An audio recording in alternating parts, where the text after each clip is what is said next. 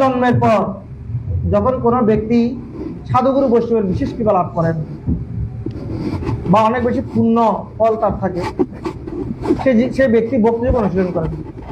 গীতার অষ্টম অধ্যায়ে বলা হয়েছে, বেদেষু যজ্ঞেষু তপসু চৈব দানেষু ইয়ৎ পুণ্য ফলম প্রদিষ্টম অত্যেতি তৎসর্বমিদং বিদিত্বা স্থানম উপৈতি আদ্যম। ওখানে বলা হচ্ছে যে ব্যক্তি ভক্তিযোগ অবলম্বন করছে সমস্ত বেদ যজ্ঞ আদি তপস্যার সমস্ত তপস্যার ফল যদি পাল্লায় একটা ভারে রাখা হয় সেটা অনেক বেশি কম পড়ে যাবে ভক্তি তুলনায়। কিন্তু ভক্তি করে বহু জন্মের পর কেউ একজন এই ভক্তির অধিকারী হয়। একসময় ছিল প্রভুপাদকে কোয়েশ্চেন করছিলেন তার শিষ্যরা, ছিল প্রভুপাদ, আমরা মনে অনেক জন্মের সঞ্চিত পুণ্য আমাদের আছে, এই জন্য বোধহয় আমরা ভক্তি জীবন অবলম্বন করতে পারছি। শিল প্রভুপাদ বলছেন, না, তোমাদের কোনো পুণ্য নেই, আমি তোমাদেরকে পুণ্য প্রদান করেছি। ব্রহ্মাণ্ড ভ্রমিতে ভ্রমিতে কোনো ভাগ্যবান জীব গুরু কৃষ্ণ প্রসাদে পায় ভক্তিলতা। ছিল প্রভুপাদের কৃপা, অ্যাকচুয়ালি আমাদের কোনো পুণ্য নেই, আর পরমেশ্বর ভগবান আমাদের জন্য কিছু পুণ্য রেখে গেছেন। কিভাবে? তার লীলার মাধ্যমে। যখন কেউ পরমেশ্বর ভগবানের নাম রূপ গুণ লীলা শ্রবণ করে, ওই শ্লোকে বলছেন, কলৌ জনিষ্য মানানাম, এই কলিযুগের যে মানুষেরা জনিষ্য মানানাম দুঃখ শোক তমুনদম, এই জিনিস দুঃখের মধ্যে ডুবে আছে, শোকের মধ্যে ডুবে আছে। ঠিক আছে? কি জন্য শোক করে? অতীত নিয়ে সবসময় শোক করে, এটা কেন করি নাই, ওটা কেন করি নাই। এবং তমোনুদম, তমগুণের দ্বারা আচ্ছন্ন হয়ে একদম তমোনুদম, তমগুণের প্রভাবে একদম আচ্ছন্ন হয়ে আছে। আর তমগুণের ব্যক্তিদের গতি কি? ভগবদ্গীতায় বলা হচ্ছে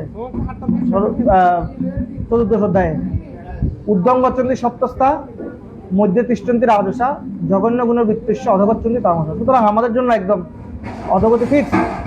কিন্তু পরমেশ্বর যখন অনুগ্রহায় ভক্তানাম, ভক্তের প্রতি বিশেষ অনুগ্রহ করে, সুপুণ্যম বেতনম যশঃ, যারা যারা পরমেশ্বর ভগবানের দিব্য নাম রূপ গুণ লীলা, বিশেষ করে লীলা শ্রবণ করবে, তারা সুপুণ্য অর্জন করবে।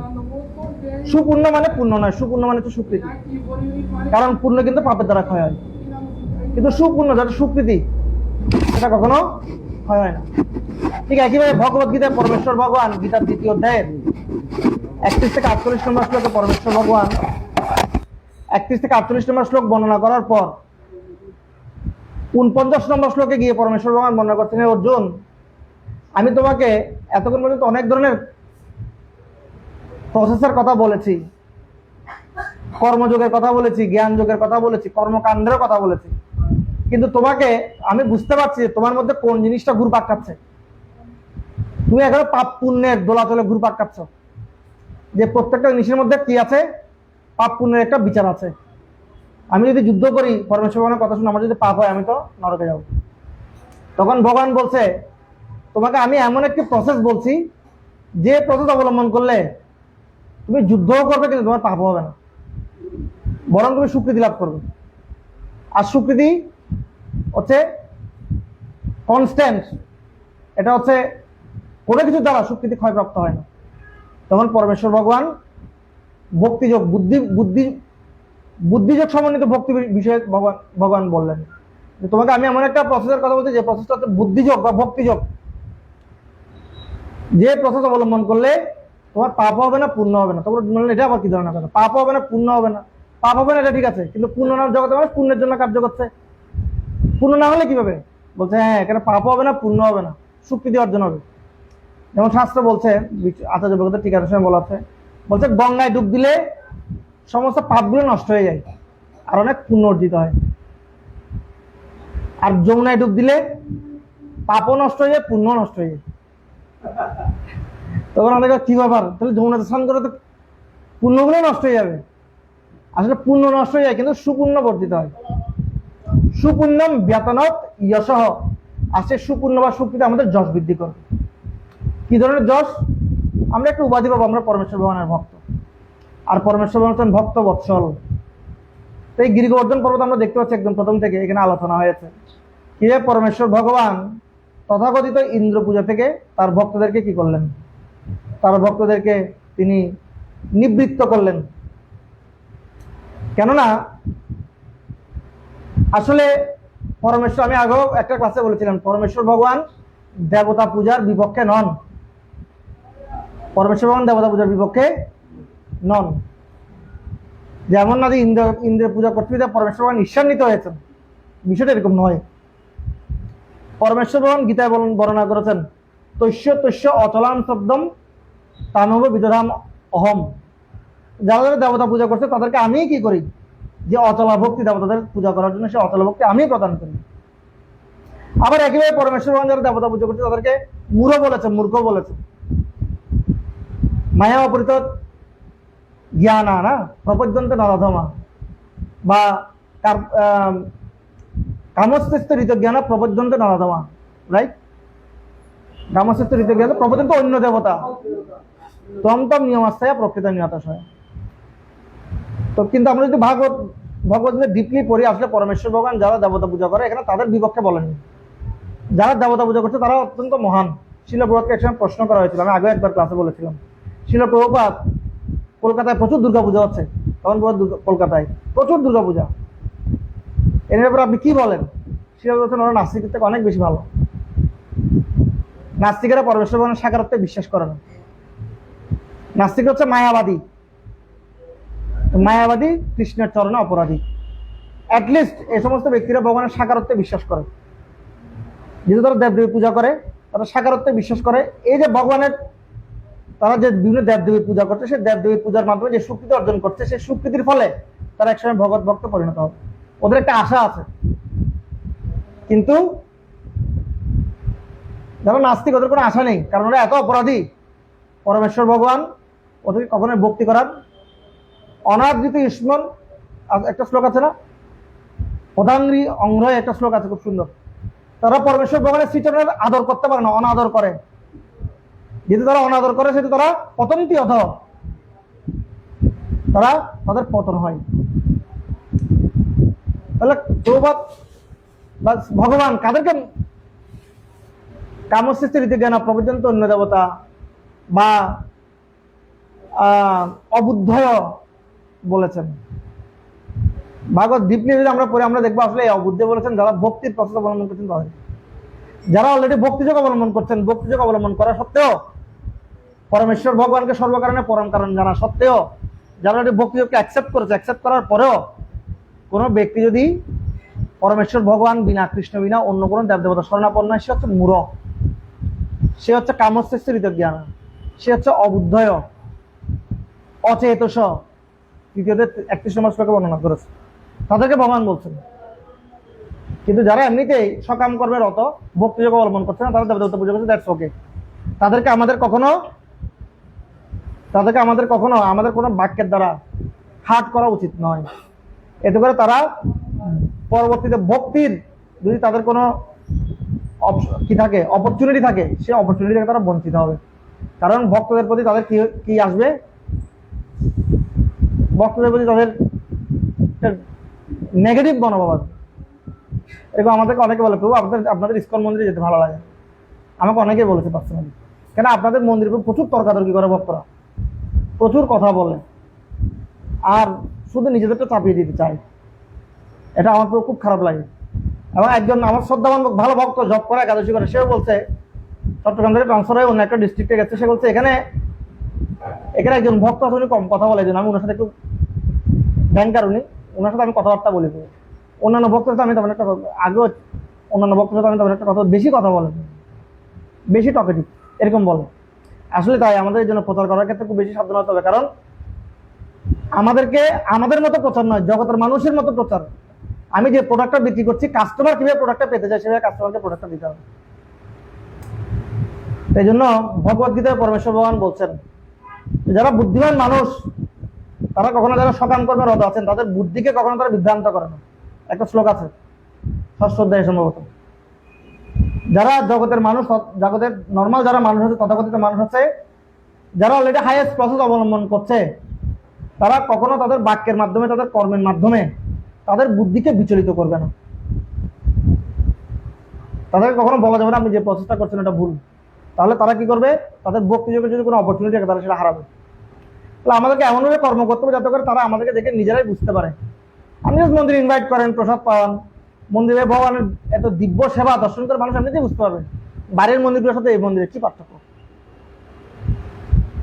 তাই না?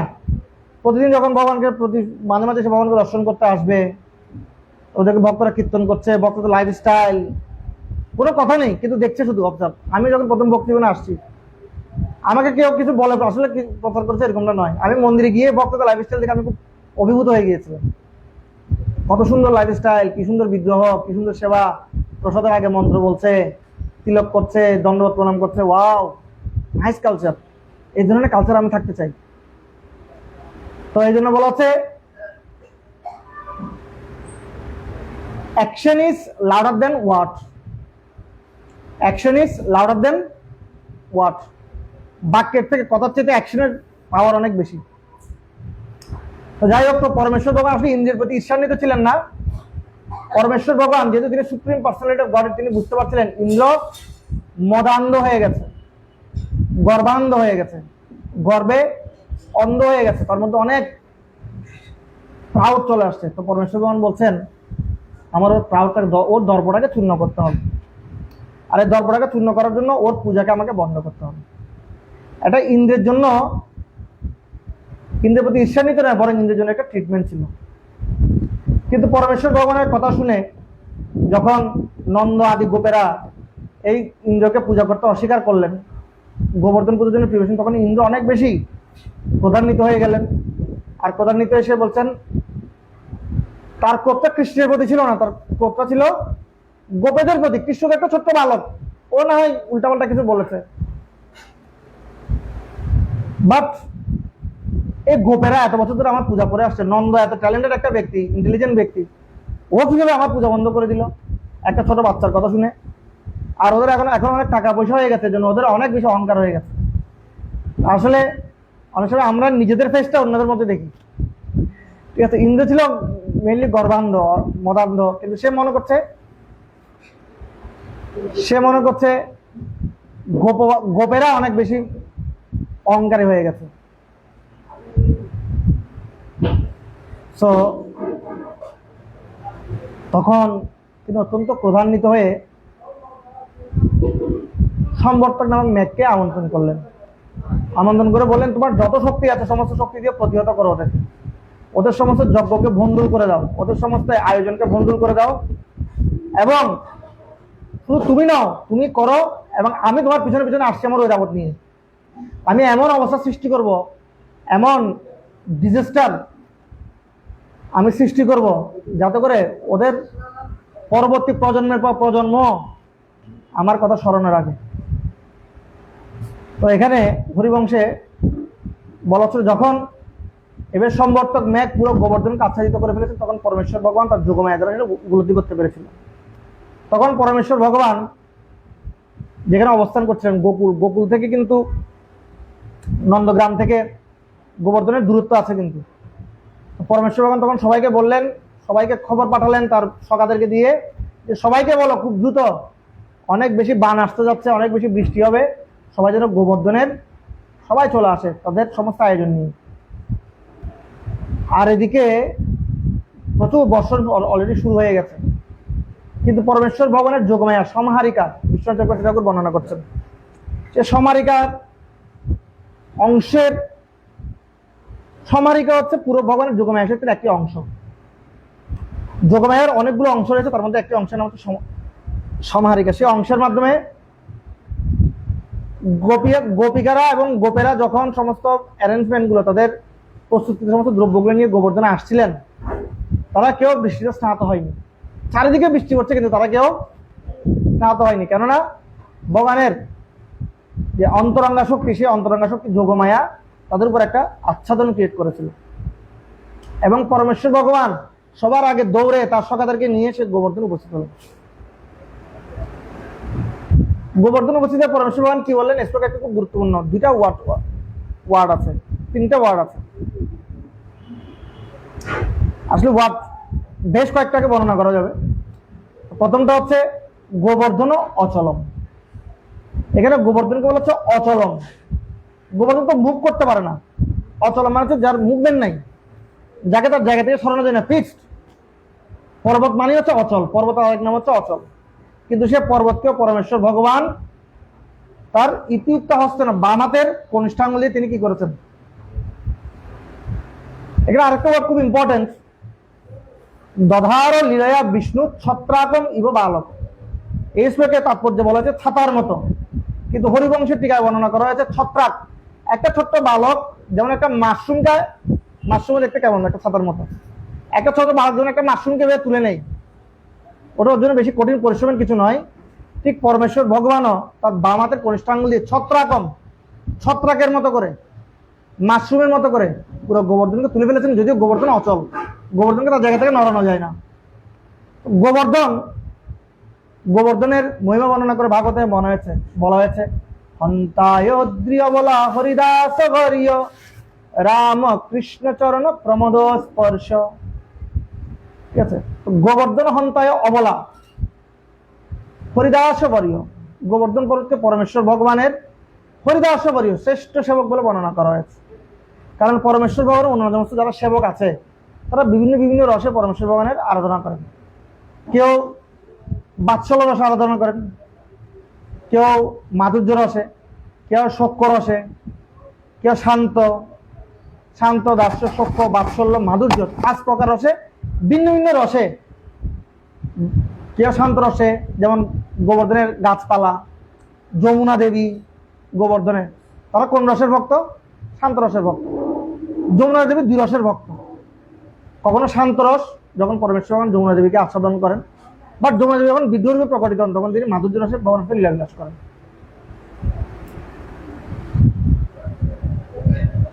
গাছপালা শান্ত রস, সখ্য রস কারা? সখীরা না সখারা। বাৎসল্য রস যারা এলডেস্ট গোপী, বয়স্ক যারা গোপী ছিলেন, গোপিকারা ছিলেন, গোপেরা ছিলেন। আর মাধুর্য হচ্ছে যারা পরমেশ্বর ভগবানের সমবয়সী বা যুবতী গোপীরা, তারা মাধুর্য রসে পরমেশ্বর ভগবানের সাথে লীলাবিলাস করতেন। কিন্তু কেন এখানে গোবর্ধনকে হরিদাস বরীয় বলা হয়েছে? হরিদাস পরমেশ্বর ভগবানের শ্রেষ্ঠ দাস, কেননা এই গোবর্ধন 5টি রসে ভগবানের সেবা করতেন। শান্ত রসে সেবা করতেন, দাস্য রসে সেবা করতেন, সখ্য রসে সেবা করতেন, বাৎসল্য রসে সেবা করতেন, মাধুর্য রসে সেবা করতেন। কিভাবে?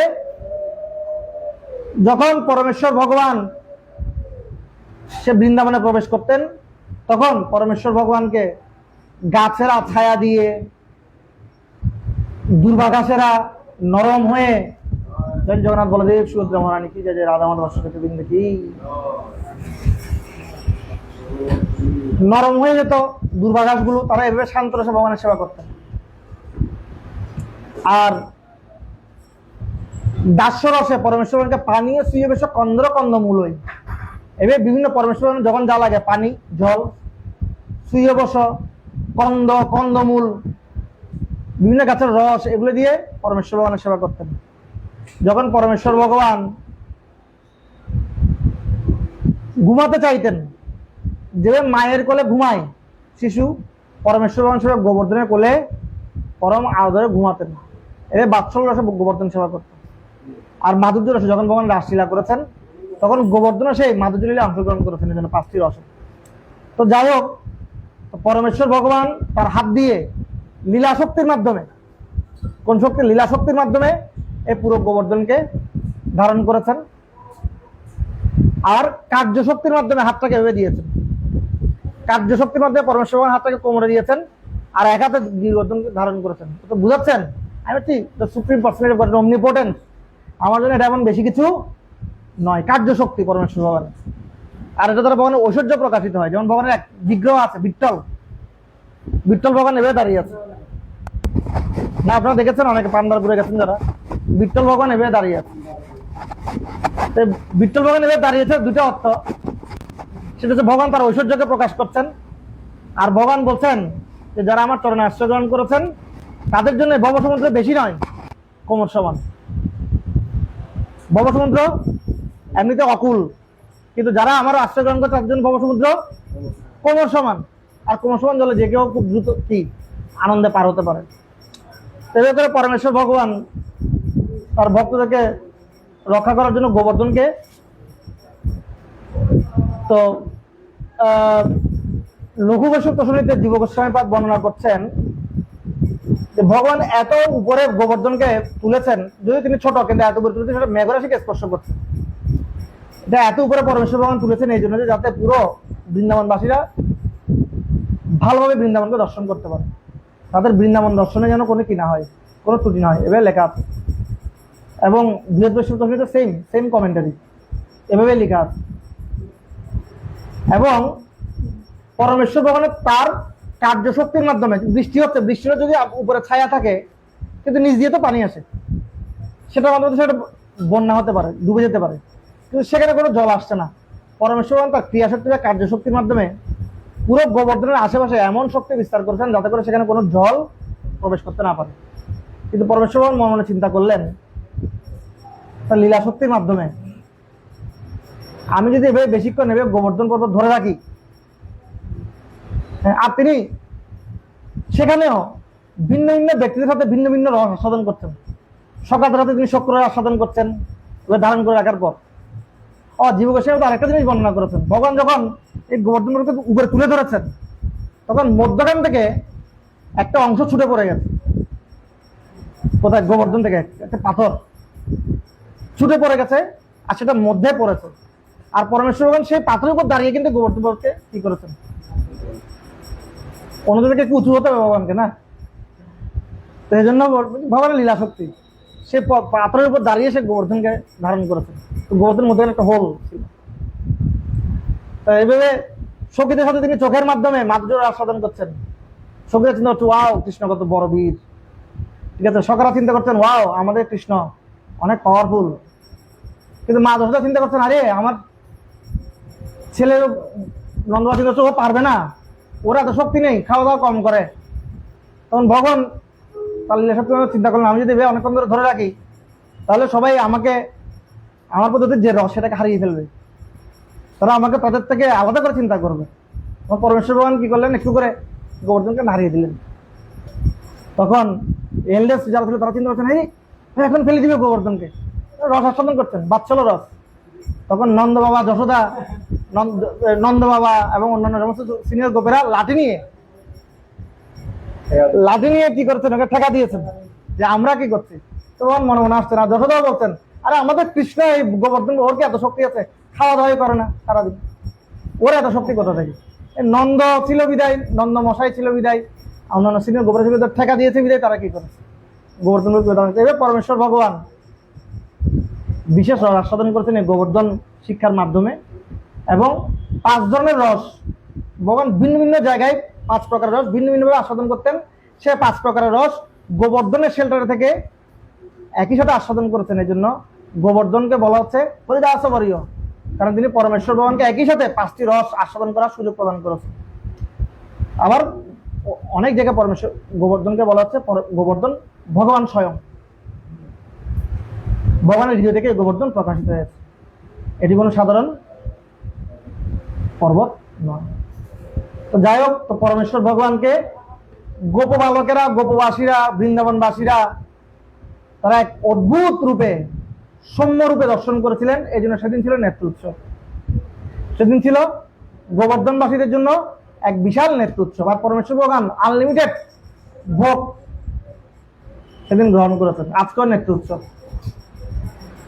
15 দিন পর আমাদের প্রাণের জগন্নাথ বলদেব সুভদ্রা মহারানী তারা আমাদের দর্শন বিরহ থেকে, ঠিক না, যে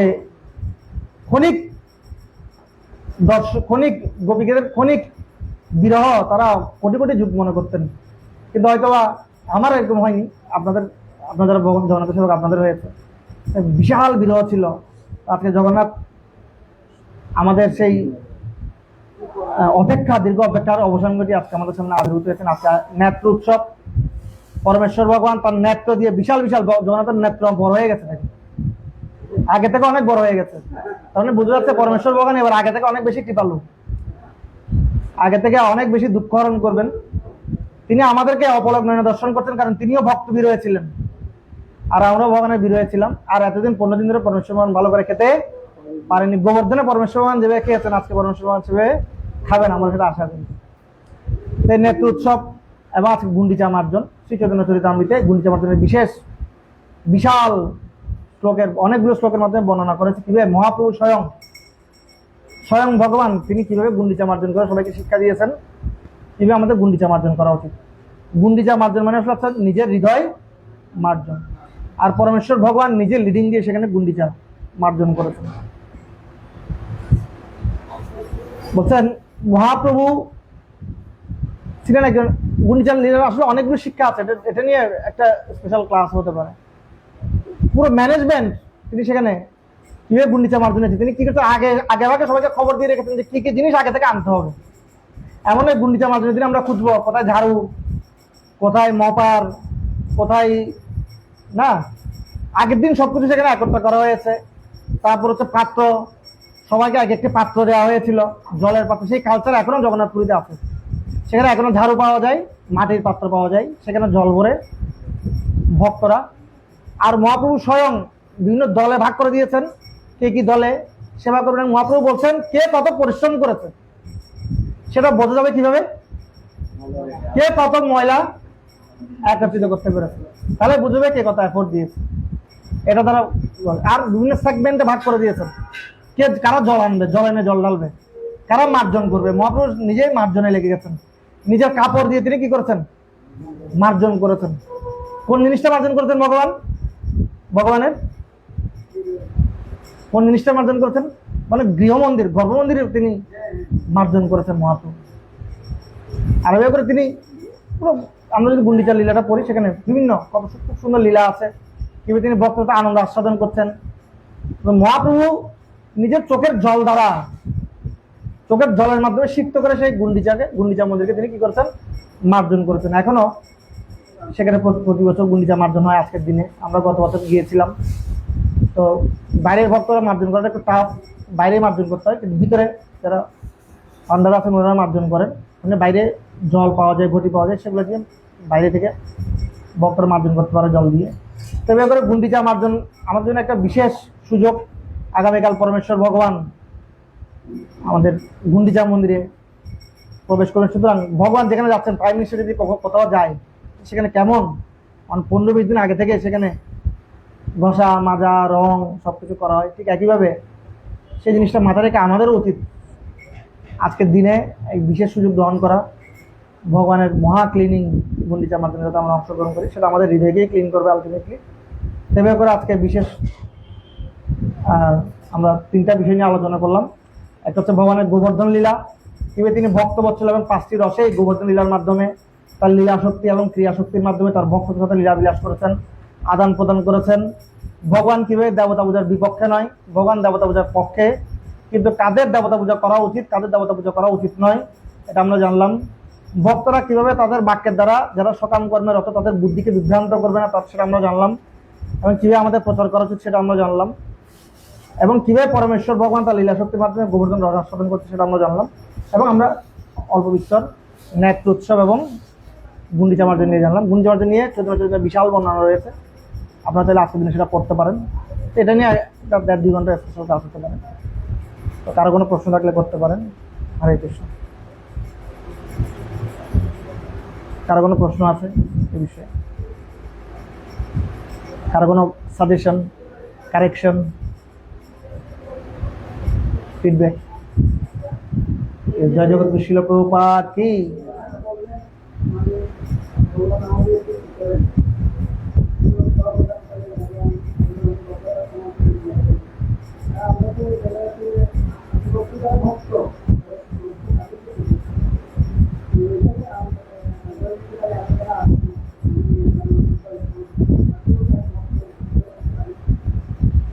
খুব সুন্দর। তো আসলে আমরা কিছুদিন আগে আমাদের বলরাম শক্তি প্রভু দ্বারা ক্লাস করছিলাম, আমাদের জিবি থেকে একটা ক্লাস হচ্ছে কোর্স প্রতি সপ্তাহে। তো ওখানে ভক্তি রসামৃত সিন্ধুর সাউদার্ন পার্ট নিয়ে আলোচনা হচ্ছে, দক্ষিণ বিভাগ নিয়ে, কিন্তু ওখানে তিনি নর্দার্ন পার্ট উত্তর বিভাগ নিয়ে যে প্রাইমারি আলোচনা করছেন, ওখানে তিনি বর্ণনা করছিলেন কিভাবে আমাদের ভক্তিটা শুদ্ধ ভক্তি। তিনি আসলে এটা বর্ণনা করতে গেলে অনেক সময়ের বিষয়, আমরা কি মিশ্র ভক্তি করছি। তো সেখানে তিনি বর্ণনা করলেন 3য় স্কন্ধের কপিল দেবের বর্ণনা দিয়ে, মাতা যাবতীকে কপিল দেব যে ভক্তির কথা বর্ণনা করেছেন, সত্যগুণী ভক্তি, রজগুণী ভক্তি, তমগুণী ভক্তি।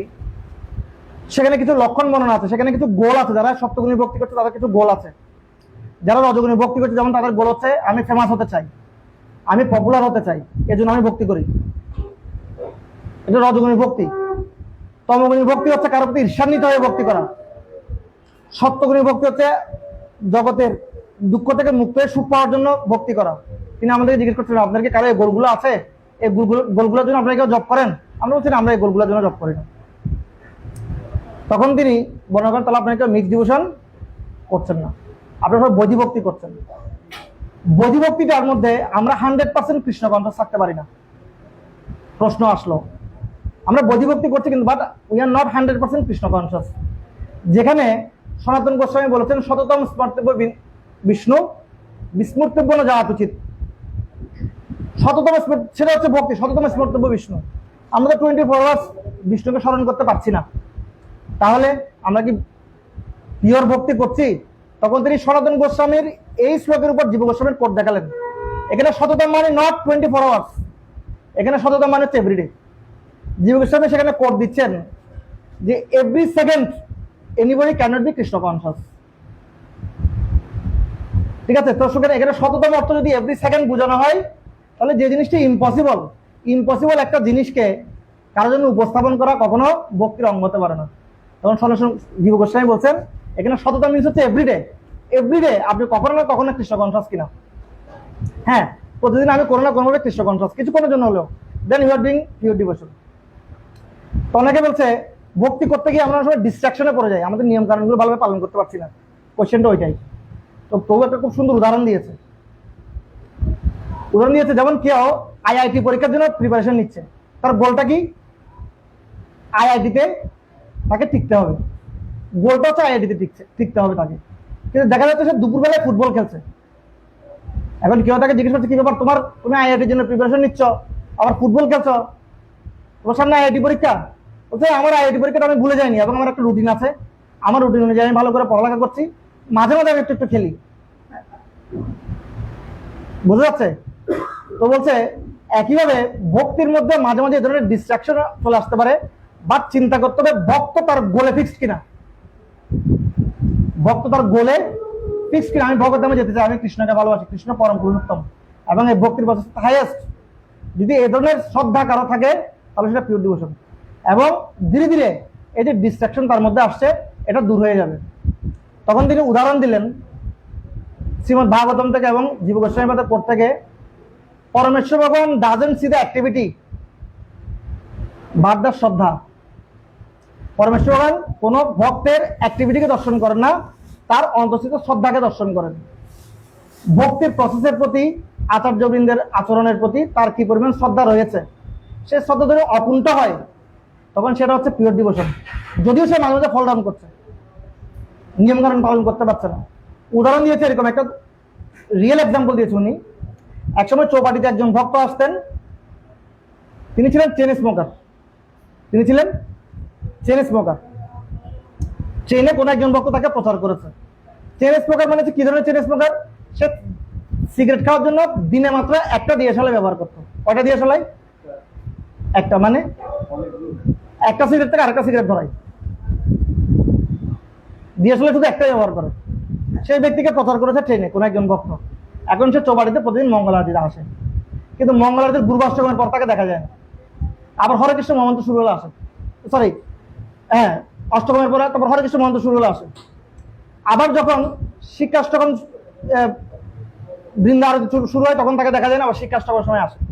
তখন একজন ভক্ত অনেকদিন ধরে তাকে সন্দেহ করতে লাগলো, কি হচ্ছে বিষয়টা, কোথায় যায়। তো দেখলো সে মন্দির থেকে বিভিন্ন সময় ব্রেক নিয়ে বের হয়ে একটা কোনায় ঢুকে, মন্দিরের বাইরে এসে একটা কোনায় অন্ধকারে ঢুকে সিগারেট খাচ্ছে। তখন সেই ভক্ত একদিন তাকে কলার ধরলো, ঠিক আছে, কলার চেপে ধরলো, তুমি ভণ্ড, এখানে ভণ্ডামি করতে এসছো, তুমি সিগারেট স্মোকিং করছো, বের হয়ে আবার এখানে মন্দিরে আসছো। তখন দেখছি সে ভক্ত চোখ থেকে জল পড়ছে। এটা বলার শুধু কর্তৃক বলা উদাহরণ, রিয়েল স্ট্রি, চোখ থেকে জল পড়ছে। তখন ওই ভক্ত, তুমি কান্না করছো কেন? তখন তো প্রভু দেখেন, আমি একজন চেন স্মোকার ছিলাম, আমি একটা সিগারেট থেকে আরেকটা সিগারেট ধরিয়ে খেতাম, আমাকে আপনাদের ভক্ত একজন প্রচার করেছে, যার কারণে আমি এখন থেকে মন্দিরে আসা শুরু করেছি, আপনাদের তো সম্মিলিতভাবে জপ করি, মঙ্গল আরতি করি, কিন্তু আমি আমার অভ্যাসটা পরিপূর্ণভাবে ছাড়তে পারিনি।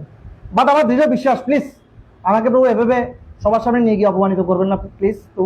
তাহলে আমার ভক্ত সঙ্গে আসাটা বন্ধ হয়ে যাবে। আমার দৃঢ় বিশ্বাস, এখন আমি প্রতি আধা ঘন্টায় একটা সিগারেট খাই।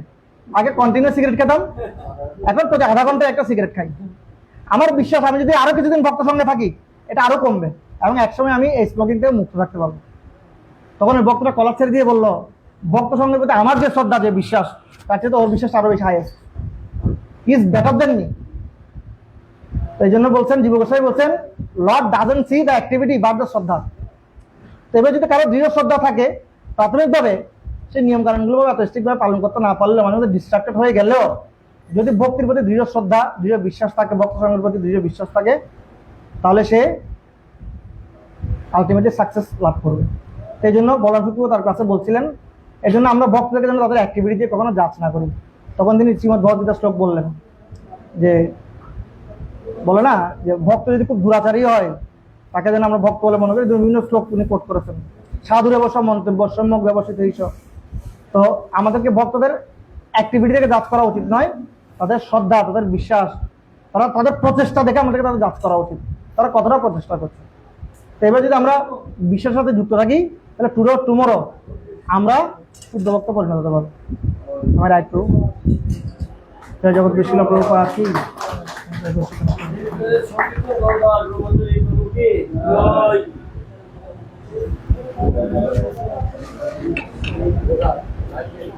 Nice.